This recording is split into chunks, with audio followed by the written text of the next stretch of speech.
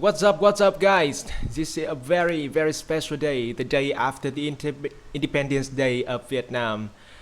Yeah, and it is special because Vietnamese national football team has the first time ever played in the third round of the World Cup 2022 Asian qualifiers. Yes, I should say World Cup qualifiers, just that.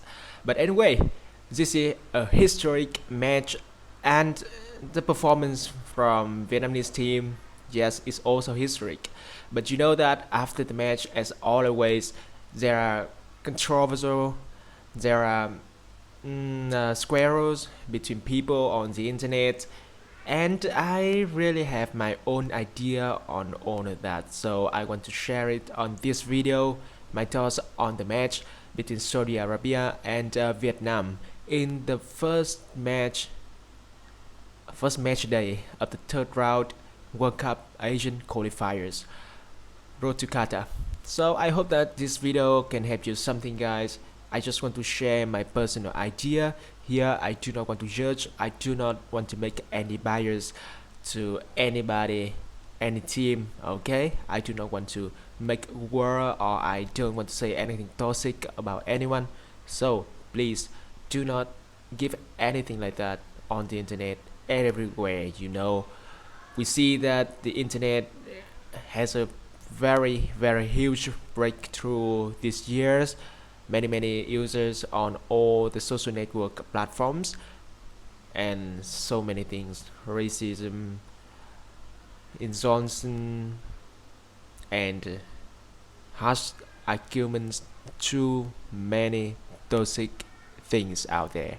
I don't want to add anything on that. I want to share my thoughts in a polite way, and in a civil way, not in a way that will be so negative, so toxic to absorb. So yep, that's my point, and we will get directly into it without any further ado. The first thing I want to say is that the performance of the two teams, Arab Saudi team, I really believe that they could play better. At this match, I couldn't understand why, but their psychology, I mean their mentality, is weak a little bit. You look at the match and you see that yes, the third minute of the match, Vietnam had to go, and then I feel like the Saudi players, they showed so many body language behaviors that they are scared, they are rushing, they didn't believe in themselves, kind of that. You see that no smile, they talking to each other in a very angry manner. They played with high pace in offense, but you see that so many situations they shot from away from home. They took some situation like the crosses, like the 1-2 passes, but very rushy. I do not understand why, but that rushing just showed that the mentality of the team is not good.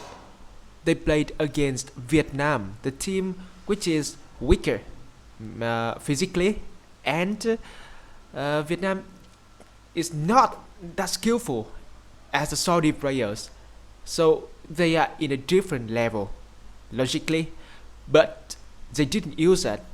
Instead, they were afraid of getting not a good result. I'm studying psychology right now, and if you ever heard about a theory named goal orientation theory, you know that there are different kinds of goal orientation. If you are orienting to master something, you will be able to omit all the pressure on the performance. And if you take all of your focus on the performance, you want to perform best or you don't want to perform badly, that's the time you will not get the power, the willpower of yours, your body, will be different because your muscle will be so tense. It cannot perform all the things. It cannot show all the practice, all the muscle memories that you were prepared for so long. And that's why when you are under pressure by having to perform well or not performing badly, you will suffer in your real performance. You just need to be so relaxed, so comfortable to face the challenge. If you fail, yes, it's a failure. No, you can see it as a lesson. Okay, you can see any errors as a lesson, not a failure. Don't put so much pressure on yourself. And back to the Saudi Arabia team, I really believe that they could do better if their mentality is better prepared. And this is a very surprising point. I know, Hervé Renard. You look at the coach, the only manager in the history to win Can Cup, the championship of Africa, twice with two different nations. And he looks so cool. He looks so calm, and he's attractive. Um, Apparently, I think that, and he didn't prepare mentality well for the team. That is something very, very alert for this team.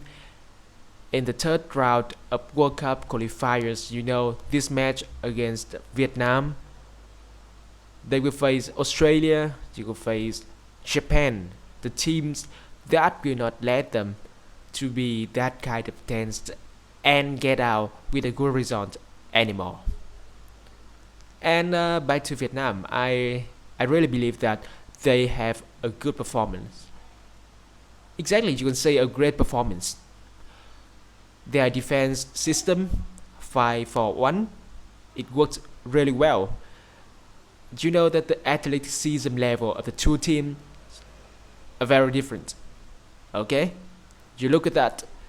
The Saudi team, they pass the ball to the end of the corner kick line, and then they cross the ball onto the box very, very easily, and they had some header. The second goal, you see that. But Vietnamese team, especially when they have 11 men on the field, they defended well. Yes, some situations, some crosses, some headers, they couldn't do anything else just because these Saudi players, they are so much faster, they are so much stronger, so much higher, and you cannot do anything about it. Even you defend with the strategy of hugging the sideline or swarming the box, you will have to give up some situations that the opponents are apparently better than you. And in this case, I really believe that the defense of Vietnam worked well this match. But I'm sorry for this. Irritating, sorry. But you see that in the offense, it's a different story. Vietnam has some very skillful player. Ngoc Hai, oh my god, he's so great. The powerful shot of him in the opening of the match, the goal in just after just 2 minutes, is so crazy, it's explosive. It is something nobody can imagine, nobody can predict before the match. But Quang Hai did that as he had done it so many times before. I really believe that Quang Hai is in the level that he can play in an European team. Maybe not, yes, of course, not the top 5 league of Europe, but he could play somewhere like Belgium, like Eredivisie, the championship, the national league of the Netherlands. He could play somewhere like that. It's a pity that he's still playing in Vietnam. But anyway, I just want to say that yes, Quang Hai did well. Nguyễn Tiến Linh, the center forward of the team, and Hoàng Đức. I mean, Hoàng Đức may be one of the very, very rare players in the world who is faster on the ball than when he's off the ball. It's so crazy like that. and he's dribbling well. He has the body balance that very good. The stronger players from Saudi, they try to put pressure on him, but no, he will not fall. He will just keep on going with the ball, and very very smoothly. I have to say that so crazy to see some situation that blown he just blew by all the players in the midfield of Saudi. But when you put all of that good puzzle into together, you do not have the good picture. That is something that very hard to understand, right? Nguyễn Tiến Linh, he had a situation in the first half, touched the ball, and this is 2 versus 1 situation. If he control well in his first touch and then he pass it well to the player who is running toward the goal, it must be a face-to-face with the goalkeeper. But he did what? 1, 2, 3, 4, 5 touches, and then all the players of Saudi, they retreated on time to tackle it. The opportunity has gone away. There's a pity, a huge pity for that. And in many situations, the build-up from midfield to the attacking line, Vietnamese players, they are rushing. I feel like they are afraid of losing the ball from what they're doing. Try to do some skill moves even before the players of the other team coming up closely. Very early, too early to perform some skills like that. And then they pass the ball not accurately. I can say that yes, of course, in a match like this, you're under pressure. Your opponents are so much better than you. But just if you can make use of the chances you got, maybe something will be better. As you look at the starting of the second half, I believed that the coach Park Hang-seo, he told the player to play with more confidence in build-up, just pass the ball around and move in rhythm. As you see that in the second half, so many better situations building up from the midfield. They just playing around Rondo, wall passing through the Saudi's midfield line.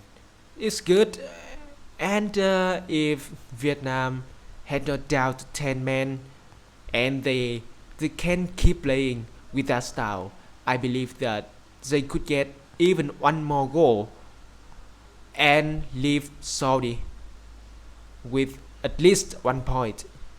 If we're not talking about 3 points here. Another shocking result like Oman beat Japan yesterday.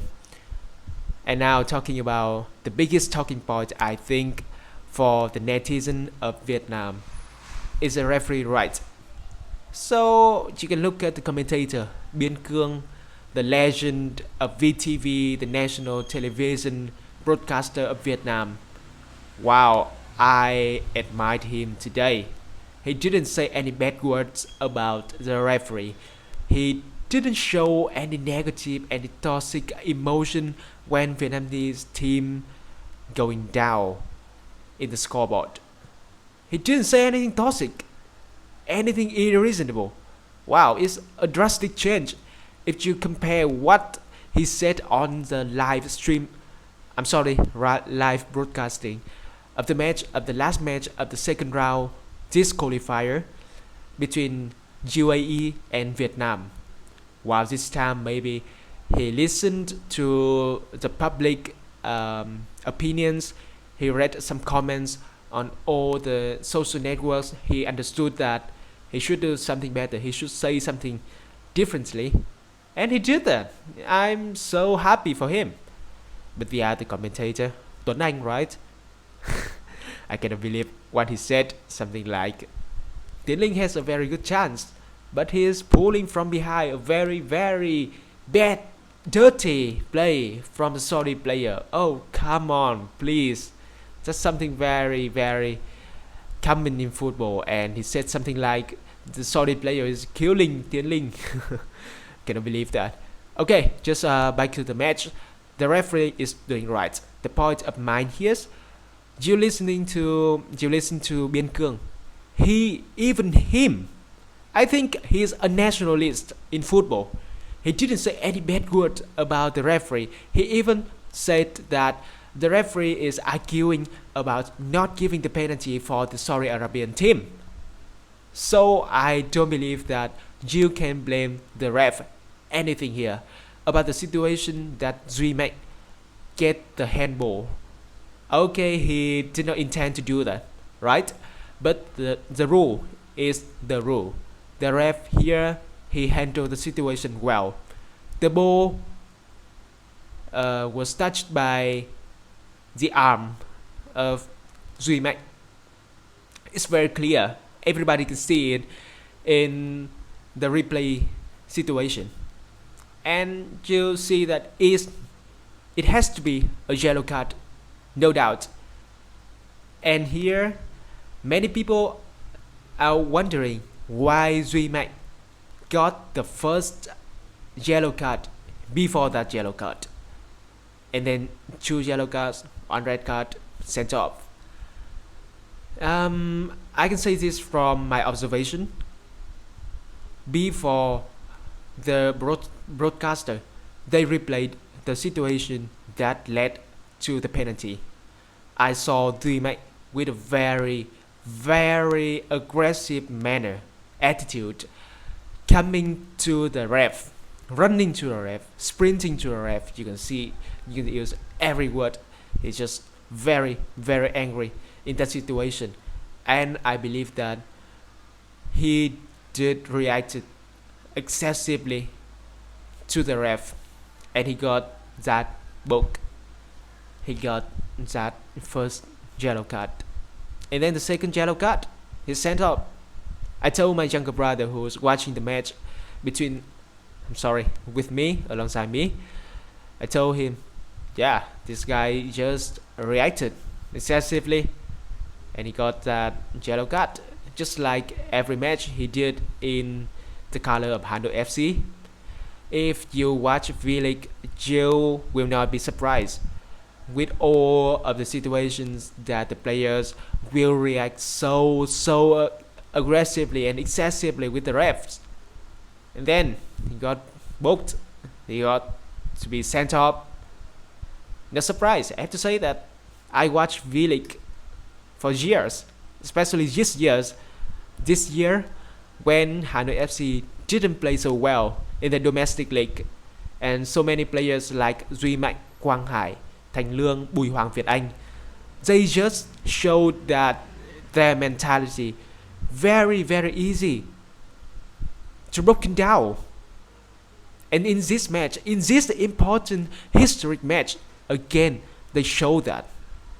I don't think it's good. I think this is really bad. It's a pity.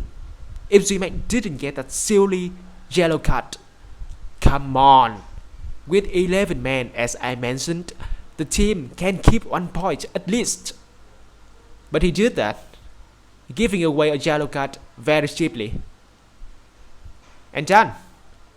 We all know the destiny of the game at that moment. And then just you see that the third goal of Saudi, the second penalty, that's the third fouls in a row of the captain Ngoc Hai. And I know that in front, you can ask my younger brother. I told him, after conceding the first goal, you can see it in the face of that captain of Ngoc Hai. He's not that calm man. He's a captain, but he cannot keep his cool head. He will explode. And yes, that's what happened. He's going off. He's boom. Every situation, he's sprinting at the Saudi player and foul very harshly. very excessively. In the situation that led to the last goal, that penalty. Come on, you look at that situation. He's so clumsy. He didn't mean to stop the player. He didn't moving his head around, using his eyes to observe where are his teammates. Can they make something like backup for him? He just tackle, giving away a tackle that Paolo Maldini will not be proud about. Will not be proud of, I'm sorry. Yes, very easy, just like that, and a penalty. If you are a captain, you cannot do something like that. And I can give you a further information. If you watch the match between Viettel FC and BG Pathum United in the AFC Champions League earlier this year, just I think in before the second round of this World Cup qualifiers, maybe it's in May or June, I'm sorry for not remember exactly. But in the match, Viettel FC lost, and the broadcaster, they even created a highlight in the game, showing all the elbows, all the excessive tackles from Ngoc Hai. He's so easy to go off. You are a captain of a club. You are a captain of a national team. You cannot do that. Please. I don't know what if you were educated in the academy of Sông Lam Nghệ An, or you are educated through the time in V-League. I mean, it must be one of the most violent leagues in the world. But please, when you are on the color of the national team, when you outplay some Champions Leagues or international leagues, please keep all that at home. Don't show it out and embarrass us anymore. That sucks. The team suffers from that. If I were the coach Park Hang-seo, I would have so many words to tell him after this match. Facing Australia, Japan, if we keep doing the same thing, come on, the team will suffer more. And even with a team like China, Oman, I don't believe that with this kind of mentality in the backline, we can survive. No, Vietnam cannot survive if keeping this kind of mentality from Duy Manh, from Ngoc Hai. And you see Thành Trung, and you see all the Hanoi FC's defenders. They're just doing something like that. Reacted so excessively, so aggressively to the ref. Get booked, get sent off. No, please, please, don't stop that. Stop that bad behaviors. It's not fun. And about the strategy, about the game plan of the team, I I do not understand some decisions from Park Hang-seo for real. He did well with the starting lineup.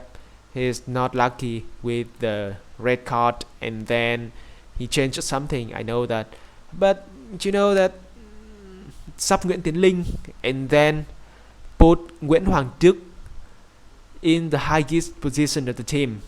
It doesn't work. And then Hồng Duy, then Văn Toàn. Yes, Văn Toàn is some players, is one of the players who can create some breakthrough. But you know that if I were the coach, I would sub Phạm Tuấn Hải into the field. This guy is confident. He's like the future of the team in some years. So why don't give him some on-ball time to get well with the atmosphere of this qualifier, a very, very quality match. I believe that if Park Hang-seo opened up his plan, not just close with some players that he is used to, Vietnamese teams will have more solutions when the team is down, when the team is in difficulties, and that will be better in long term, not in short term like this. You see Văn Hậu, you see Đình Trọng, the players who had been injured through the 2 years because of playing so much, playing too much.